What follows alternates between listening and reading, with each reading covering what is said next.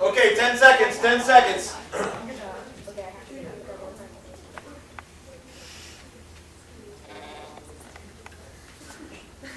Okay, on three, let's bring it back. Handshake, clap, and hoo-ah. 1, 2, 3. All right. Okay, real quick, because we have such a small group here, I want to know what your word was. Your word. Fantastic. Excellent. You stole my word. That's all right. You have the same word. Excellent. All right. Terrific. Terrific. Awesome. Awesome. Terrific. Amazing. Amazing. Great. Great. Fabulous. Fabulous. Awesome. Awesome. Superb. Superb. Great. Great. Wonderful. Wonderful. Now those are your words. Stick with your words. Okay? Promise me you'll do that, okay? One more quick thing. I want to show you a quick example of how our brains become so routine in what we do in life. Whether it's positive, whether it's negative, or whether it just is. Okay? So, very quickly, okay? I want you to answer this for me. We're going to do a little exercise for this. You can stay all where you are right now. You don't have to stand. No volunteers, okay? What color is this paper? White. What color is this paper? White. What color is this paper? White. What color is this paper? White. What color is this paper? White. Louder! What color is this paper? White. What color is this paper? White. What color is this paper? White. What color is this paper? White. What do cows drink? Milk. Milk. Oh! Cows drink water. A couple of you guys had it. Maybe you've seen this before. Right? A good friend of mine, Ed Garrity, who's a fantastic speaker, uses that, and many people fall for it every time.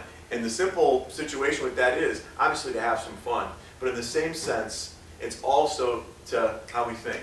Repetition. We just start doing the same thing all the time, and it seems common, and then all of a sudden, it goes into different ways. And we just think a certain way. And sometimes we interpret life in different ways. Now, the reason why we interpret life in different ways is we're all different. We're all in this together, but we're all different. And the reason what makes us different is we've had different experiences. What I've gone through in my 38 years of life and what you've gone through in your life are completely different. From where you live, to who you are, to your upbringing, to where your mom was, to where your dad was, to your uncle, to your grandma, to your grandpa, to your brother, to your sister, all different influences in your life from mine. So when we speak, when we communicate, we're not going to all communicate the same way. So we have to understand that. We have to take that and interpret things in different ways in that way. It's very, very important as a leader you understand that. Because as leaders, if you don't understand that, you'll get extremely frustrated. Why isn't this person thinking like I do? Why isn't this person saying the same words I do? And that will stop. And that will create less of a leader in you. And we don't want that. Everyone in this room deserves a very good life. Everyone in this room, I have a lot of respect for you guys even showing up today to try to make a difference in other people's lives. I have a great deal of respect for everyone in here. But I want you to take care of yourselves as well. Because if you don't take care of yourselves, you can't have the impact you want to have on other people. That's why it's so, so important. Okay? So many people don't even realize what a great gift they are to this world because they never, ever open their package. And I want everybody here to understand that you have a great gift to give, but you must open that package. You must feel the confidence to untie that ribbon and let the world see that you can make an impact, that you can make a difference. One of the things that I go over in my book, The Filter, and the reason why I wrote The Filter was, many, many people talk about success. Many people talk about this is how you should talk, this is how you should act, this is how you can be a strong person, successful person. Not enough people say, okay, fine, I got all that. I can't store that because I have so much junk, negativity in my head from my experiences in life. So where do I put that good information? Okay? Where do I put that good information? Because it's all clogged up. And that's why I wrote something a little different called The Filter, to unclog that, to take that stuff out. And at the end of each chapter, there's a part that says time to unclog. So not only does it talk about that, from the real stuff in life, from fear to love the perspectives, what it really, really means. To also, how do I take that out and put the good things in? Because ultimately, that's all we can do. When we have a clogged filter, nothing's going in there. And our decisions and our choices in life will be from that negative, clogged filter. We don't want that. We want a good life for ourselves. You can create that. You can control that. Okay? Now, I want to read something that a 7th grade student wrote. And this 7th grade student was going through a lot of different things in life. Abusive alcoholic father, a lot of difficult situations, very nervous, didn't know what to do kind of mother, in very different situations. The Christmas for this individual started around 1 o'clock in the afternoon because that's when the church dropped off the Christmas presents. Many, many different things would happen throughout this person's life. Felt very, very insecure about life, very negative about things, and felt very much like a victim. In 7th grade, this individual wrote this poem, and it made a difference. And it made a difference not only in that person's life, but in a lot of other people's lives, because he realized that he did not want to be a victim. He didn't realize he did not want to be a victim to society, to be a victim to other people. So to take more control, it started with the words. But words are just part of it. You have to actually follow up with action. So I'm going to read this to you and see if this touches base for some of you. It's called One Chance to Change. Change is good, but it's not fast. Sometimes it's hard to forget the past. We must change and give it a good try. For if we don't, we will always wonder why. Too many people live in the past as they sit and sigh. Woe is me as they slowly die. After a while, no one hears their cry, for it's them that can change their own life. Looking for companions to bring into their dark hole because it's lonely in their depressing world. Soon you adapt to the way they are, and they have left a permanent scar. It gets harder to climb out of this nasty hole, for you can hardly see sunlight anymore. No one to help you, but plenty to tear you back down. For friends are nowhere to be found. It's so easy to think of the worst when there is no one around. It's time you make your own steps out and get rid of that mind full of doubt. I want to close my eyes and not see the past, for it's the bad thoughts that seem to last in my mind, but I think it's about time to start the next chapter and enter the laughter into my life and the rest of the days to come, for my dreams have just begun.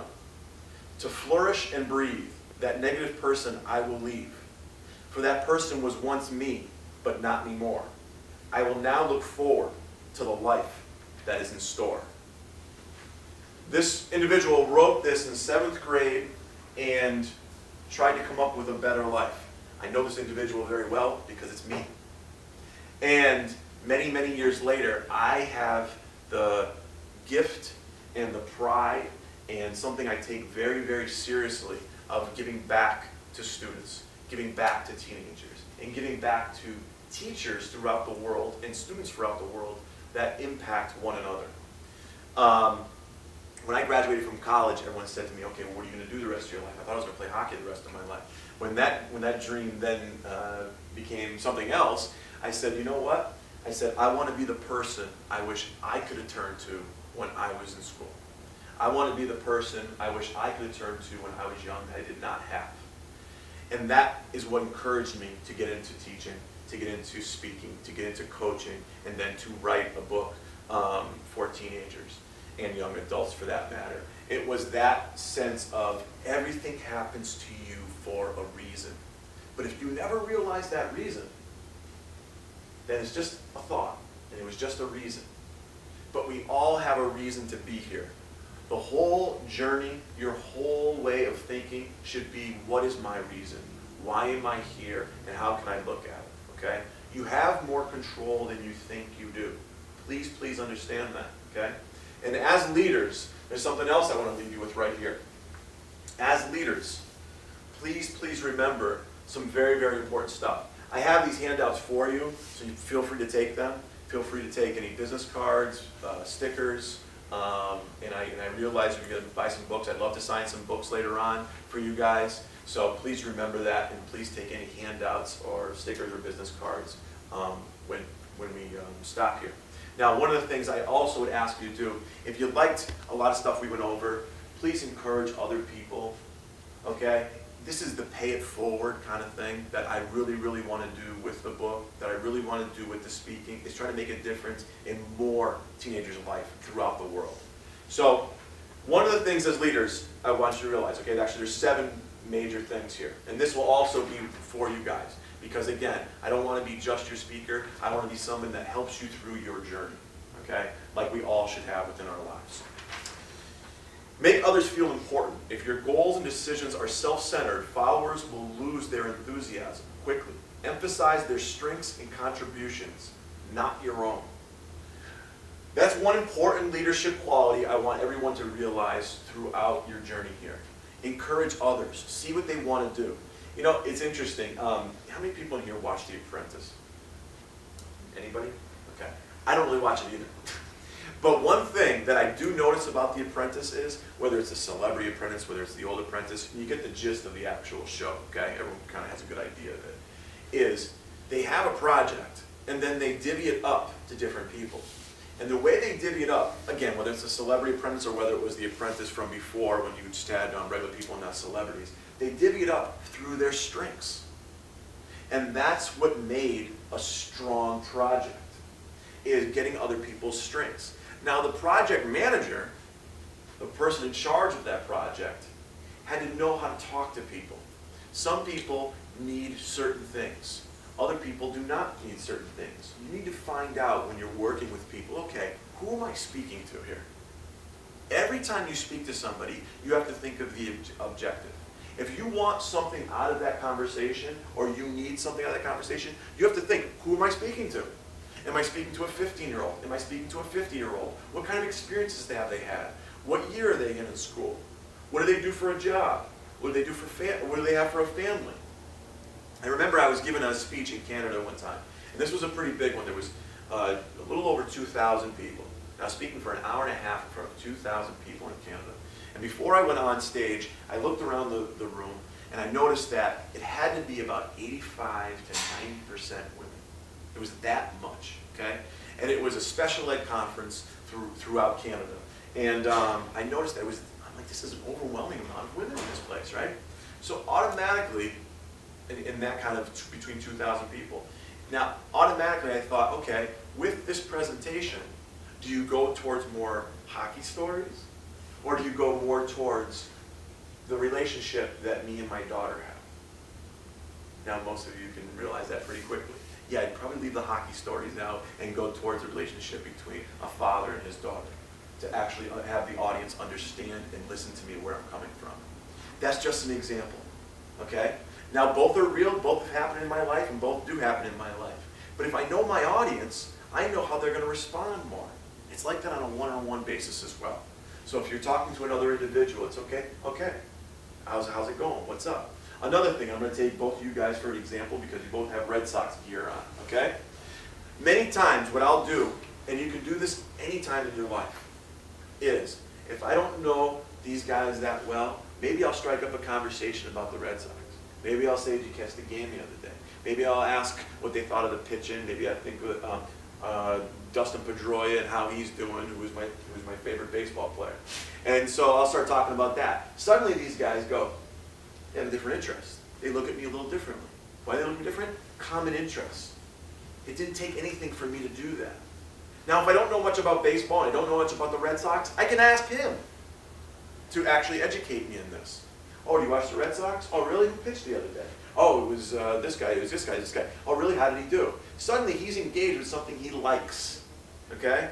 Now, we can do that all the time. Then, we bridge into, by the way, you mind helping me with this project? Do you mind helping me talk to this person here? Can you do this part so we can get this off the ground? And he's going to go, you bet. Because I've already established this great rapport with him. Now, if I come to these guys and I say, oh yeah, nice hat. Anyways, can you do this real quick for me, man? Because I'm overwhelmed and no one seems to be picking up any slack here, and I really need you to jump in. Can you just grab this, please, and help me with this project? That'd be great. Thanks a lot, man. Appreciate it. He's gonna go, I guess I can, but I'm not feeling this at all. And this guy's just barking at me, and whole different vibe. right? And everyone kind of got that taste right there. A whole different vibe.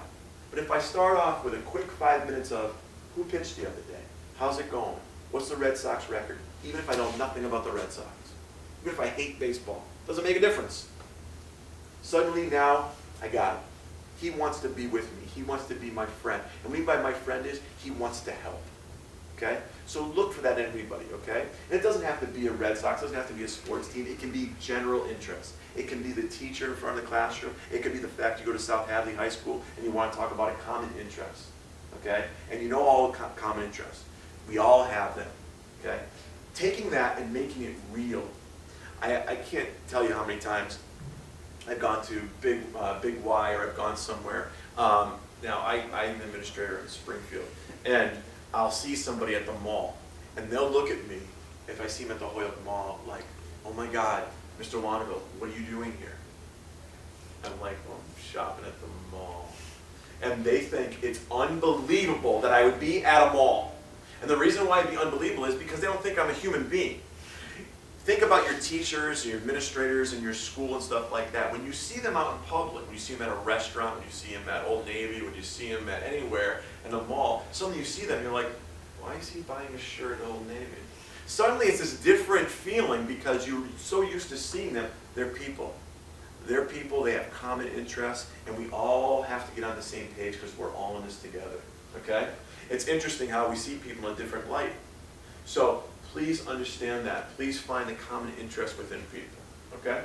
Any questions before we close this out? Anything you want to challenge me with? What I mean by challenge me is some advice you can give through your journey.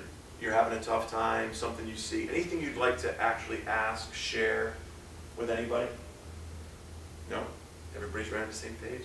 Awesome, awesome. Okay, then I do want to encourage everybody to keep paying it forward. I would love it if you commented on the Filter Facebook page if you liked anything I said here today. If something made a difference in your life, I hope so.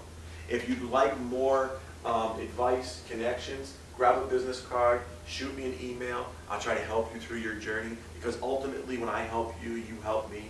It's a boomerang effect in this world, okay? And if I can help somebody, it makes me feel like $1 million. I recently was going through some tough times in my life, and one of those things, you control what you can control. I encourage you to do things like this. This is an example I did recently. I was going through some tough times, feeling sad about stuff. And I said, okay, what can I do here? What can I control? What would I teach or advise or present to people that I'm not taking my own medicine here, that I'm not taking my own advice? So I said, well, I always say do something for somebody. It makes you feel a lot better. Go do something for somebody. I noticed that I had this big bag of change that I just threw change in and stuff like that. So I went to Northampton, and throughout all the meters, I would look at the meter to see, and I actually even told anybody this. You guys are the first ones I've told about this. It was just my own little thing I did. And I would look at all the meters and see which ones was about to run out. And of course, as you probably know, Northampton's usually jammed, and all the parking spaces are usually jammed pretty. There's usually tons of people down there. So I went down there, had a bag of change, and I went through each meter, and that one said 2 minutes left. Looked around, and put 2 quarters in there, which gave them another half hour, and kept going through. Now, some people might have thought I was nuts, and I don't really care. It made me feel like $1 million. I told no one about it until now, and it made me feel better because I had this like thought of this person going back to their car, jumping in the car, leaving, never knowing that the meter was about to run out and possibly got a ticket on their windshield, which probably would have ruined their day, if not ruined their hour or anything like that. I had control over that. Was it a big deal? No, it wasn't a big deal at all.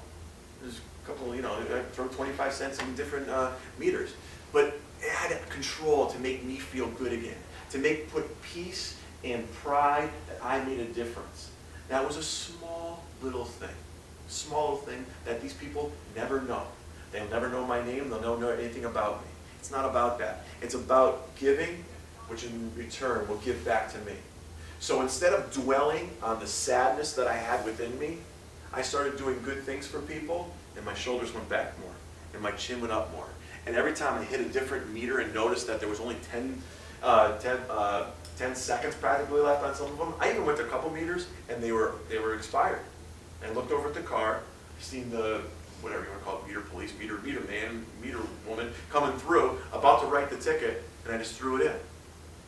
They didn't notice me, which would have been pretty funny, but they didn't notice me at all, but I'd throw it in. And it was putting back goodness within me, putting back positive energy within myself.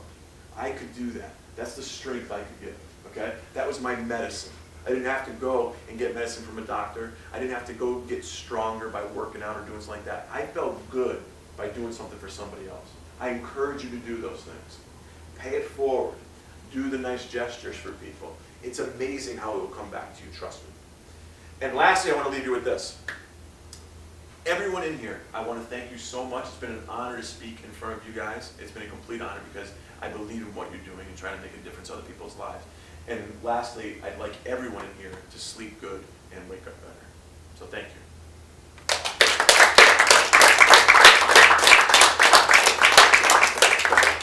you so much, Joe. Absolutely. If you have a minute and people want to have their book signed or something, we could do that while I'm setting up for lunch. Awesome. And then you're more than welcome to stay, or if you have. Great. No, I'd love to stay. Again, there's some handouts back there. Please grab a bumper sticker if you want, or whatever you want, and a business card, and then I will sign the books, check out some of the articles that have been written, and check out the Facebook page because you'll see more and more on it, and you might even get more for yourself on it as well. So I don't know if you want to sit down. Sure. I can sit wherever. Maybe I can have the chair.